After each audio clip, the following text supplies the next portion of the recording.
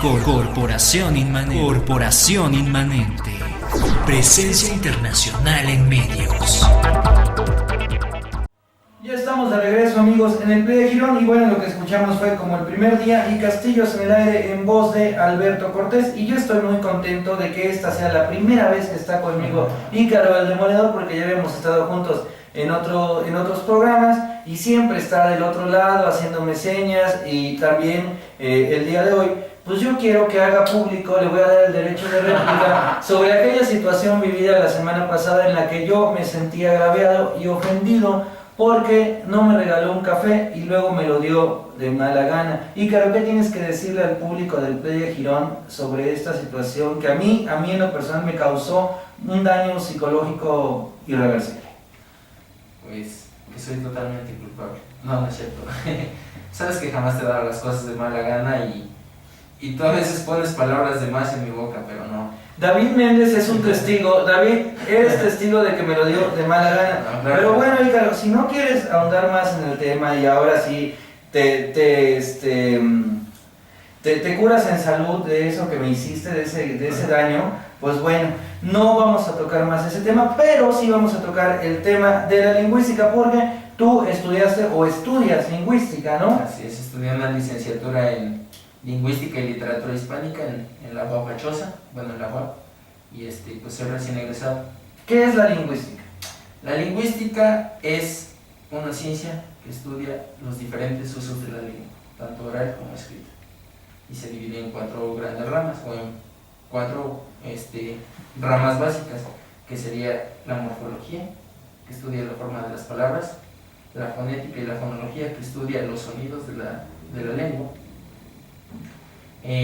la sintaxis, que estudia el orden de las palabras, y morfología, sintaxis, fonología, y la semántica, que estudia el significado de las palabras, pero no el significado de diccionario, sino el significado que le atribuye cada persona cuando las utiliza. Oye, y me decías que, por ejemplo, algunas de las teorías que yo daba ahorita, que estábamos leyendo sobre la monogénesis y la poligénesis, ya en estos tiempos no son tan aceptadas y hay más teorías. Sí son aceptadas porque realmente abarcan gran parte de lo que se quiere dar a explicar con la lingüística, pero son muy generales. Entonces, a lo largo de los tiempos ha habido estudios de diferentes culturas, de diferentes tipos, que van enmarcando un poco más pues las lenguas. Según lo que tú has aprendido en todo este tiempo estudiando sobre la lingüística y sobre las palabras, sobre la letra, ¿cómo surgen los idiomas? ¿Cómo surgen las lenguas? ¿Cuál es el primer idioma del que se tiene, por ejemplo, conocimiento de la primera lengua? Ok, bueno, así es ciencia cierta, y como tú lo mencionabas con anterioridad, no hay un registro específico de una lengua general, pero hay un autor que se llama Antonio Latorre, que tiene un libro llamado Los 1001 años de la lengua española, en el cual plantea pues la ramificación de las lenguas. Empieza por mencionar algo que se llama el proto-indo-europeo. Yo sé que suena como una trabalengua, es algo muy largo, pero es como una generalidad de una lengua primigenia. A su vez, esta lengua pues se va expandiendo por diferentes regiones. Cabe destacar que hay 4 factores muy importantes para la consolidación de una lengua. En primera instancia está el factor geográfico, que es la zona en la que se van desarrollando las lenguas, el factor político, el factor social y el factor económico. Tú en muchos programas y con anterioridad has mencionado que siempre se cuenta la historia de los vencedores y jamás de los vencidos. En las lenguas pasa algo similar. Generalmente, cuando había expansiones territoriales, los conquistadores imponían su lengua. Un claro ejemplo es que nosotros hablamos español y no hablamos alguna lengua indígena. Entonces, a su vez, el proto-indo-europeo, como lo mencionaba, Antonio Latorre lo divide en 8 grandes familias, que sería el tocario, el indo-iranío, el anatólico, el helénico, el itálico, el céltico, el germánico y el baltoeslavo. Del itálico es donde surge el latín. Entonces, realmente sí es como un árbol genealógico, por así decirlo, pero con muchas ramificaciones. Entonces, para la consolidación de una lengua a veces no pasa en 1 o 2 días, en 3, 4 años, sino son extensos periodos históricos o de tiempo que tienen que pasar para que una lengua se consolide. En lo que hacemos en lingüística es a veces hacer pequeños estudios que nosotros le llamamos diacrónicos y sincrónicos, en los cuales segmentamos temporadas de tiempo, espacios temporales para estudiar las lenguas. Antes del lenguaje con palabras existía otro tipo de lenguajes, ¿no? El lenguaje, por ejemplo, con señas o el lenguaje de las miradas.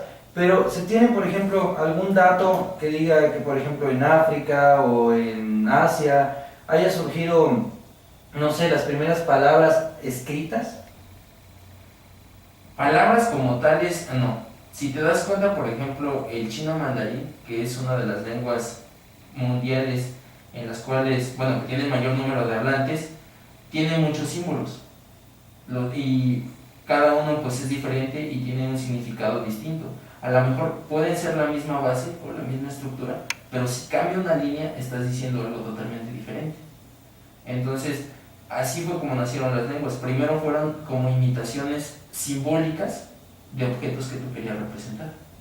Entonces, en algunas lenguas pues hay pictogramas que son muy abstractos, en los cuales pues tú si querías representar, no sé, un niño, pues a lo mejor ponías un círculo con 1 o 2 palitos y ya era un niño. Pero si querías decir, por ejemplo, el corazón del niño, pues le aumentabas un símbolo.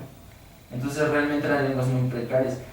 Esto de palabras escritas ya se va dando en épocas más recientes, porque se buscaba la posibilidad de dejar como un archivo, pues no netamente histórico, pero sí un archivo de todo lo que se decide, de todo lo que se pensaba. Entonces es como nace la escritura. En nuestro caso, por ejemplo, que en América Latina, en gran parte de América o en Europa también, hablamos el español. ¿Cuál es la diferencia entre el español y el castellano, por ejemplo? Ok, buena pregunta, y no es la primera vez que me hacen esta pregunta. Bueno, así como nosotros estuvimos conquistados 300 años por los españoles, los españoles estuvieron a su vez conquistados 700 años por los árabes. Entonces tuvieron una gran influencia de sus lenguas. En España las lenguas son muy orgullosas, es como un sentido de propiedad. Lo que pasa en este caso es que cuando había lenguas, digamos, indígenas en España, de las cuales una es la lengua vasca, que es la única que se ha resistido a lo largo de los años como a la invasión lingüística Lo que conocemos ahora como el catalán, ¿no? Exactamente, que se habla en la zona sur de Barcelona. España, exacto, todas esas zonas. Bueno, realmente el vasco sí se quedó más pegado a la zona de los Pirineos. Los Pirineos es esta zona montañosa que divide el sur de Francia con el norte de España. Y bueno, entonces voy sobre tu pregunta. La lengua castellana es digamos una convención del español. Lo que pasa es que hubo muchas guerras, entonces los reinos españoles empezaron a expulsar a los árabes y a los moros, y el castellano, se unieron el reino asturiano, el reino leonés y el reino de Castilla por un matrimonio. De hecho, el símbolo o el escudo de la bandera de España es lo que representa el símbolo de la unión de reinos, pero predomina el castellano. ¿Por qué? Porque empezó siendo como una cuña, se empezó hablando en el norte de España y así fue bajando hasta las regiones del sur. Hay una gran diferencia porque pues ya se institucionalizó, porque ya al formarse, al ser una sola nación España, pues ya se habló de una lengua española. Entonces ahí es donde cambia el castellano a el español tal cual lo conocemos ahora. Es que tiene muchas influencias, porque por ejemplo el español es la convención de muchas lenguas, es un 75% de latín, y un 25% está compuesto por otras lenguas, el árabe, las lenguas moras o de culturas de los moros, y algunas partes, bueno, en el caso de México, pues de lenguas indígenas. De hecho, aún ocupamos palabras árabes, ¿no? Como almohada, por ejemplo, Exactamente. es una palabra completamente árabe, supongo. Sí, exactamente. Todas las palabras que tiene la preposición al son de influencia árabe. Incluso los apellidos, pues castellanizados o hispanizados, son de influencia árabe. ¿Por qué? Porque a lo mejor, no sé si has escuchado en algunas ocasiones, que dice, no sé, Johnson, el hijo de John. Claro. Es una traducción al español. Entonces, en español, lo que hacemos en los apellidos es, por ejemplo, Hernández. La terminación EZ significa hijo de. Entonces, así funcionaban los apellidos. Hernández, pues hijo de Hernán. Fernández, hijo de Fernando. Y así. Entonces, hay muchas influencias de la lengua árabe para el español. Y entonces, el castellano y el español, digamos, es casi lo mismo. Solo que el castellano viene en una lengua, bueno, es una lengua como más abstracta, como más pura, sin todas las influencias que ha tenido de las demás lenguas. Y por ejemplo, el idiomas como el inglés, ¿de dónde surgen? Ese viene de la raíz, bueno, de la familia anglosajona. Te digo que son muchos factores los que se toman en cuenta, o sea, políticos, históricos y geográficos. En la actualidad, bueno, en las lenguas modernas hay algo que se llama cognados, que son las palabras que se escriben igual y suenan igual, aunque se hablen en diferentes lenguas. Pero esas pues ya son como préstamos lingüísticos de otras lenguas. Bueno, pues él fue Ícaro, el demoledor, el día de hoy en el Playa Girón. Ya son las 4 de la tarde. ¿Qué exactos somos para acabar el programa todos los días? Debe de ser. Yo agradezco infinitamente a David Méndez del otro lado de esta cabina, a Ícaro el Demoledor que está aquí con nosotros y todos los días está del otro lado ahí moviendo los botones de este barco que es el Playa Girón y haciendo que funcione. Agradezco a David, a Ícaro, a Abel Pérez Rojas, al doctor Abel Pérez Rojas, director de Corporación Inmanente de Radiodifusión, a Saber Sin Fin y a todos los que hacen programas aquí en Saber Sin Fin, porque también sin ellos no sería esto posible. Ellos son parte fundamental del enriquecimiento de la estación. Agradezco a nuestros patrocinadores, Terraza Plaza, Taquería Beruso y Café Galería Amparo. Les recuerdo que el día de hoy de 5 a 7 en el Café Galería Amparo está Jaime Oaxaca, de 7 a 10 Israel Contreras y de 10 al cierre Lalo Bermúdez, acompañado de Guillermo Gutiérrez Crespo. Yo los voy a dejar con unos cuentos del subcomandante Marcos de este proyecto realizado hace algunos años de un DVD y CD, en donde vienen cuentos de él narrados por otros grandes escritores, músicos, artistas, filósofos. De repente ahí encontramos en este disco, y los voy a dejar con los de Después, Si Entendimos y Siempre y Nunca contra a Veces del subcomandante Barcos. Esto fue todo por el día de hoy en el Playa Girón. Nos escuchamos mañana de 2 a 4 de la tarde. Buenas tardes, mundo y sus alrededores. Corporación Inmanente.